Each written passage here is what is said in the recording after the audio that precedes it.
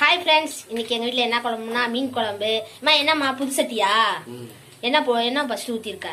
கடவுள் பருப்பு வெந்தயம். என்ன நல்லெண்ணெயா? நெக்ஸ்ட்டு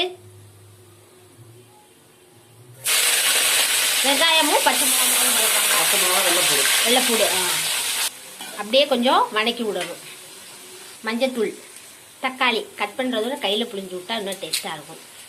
மீன் குழம்பு தூள் பாக்கெட் ஒன்று, புளி நம்ம தேவையானவருக்கு புளிப்பாக இருந்தால் தானே குழம்பு டேஸ்டியாக இருக்கும். அதனால் புளி ஏமா இங்கே பாருங்க, அது புது சட்டி வாங்கியிருக்காங்க. புது சட்டியில் தான் இன்றைக்கி மீன் குழம்பே வைக்கிறோம்.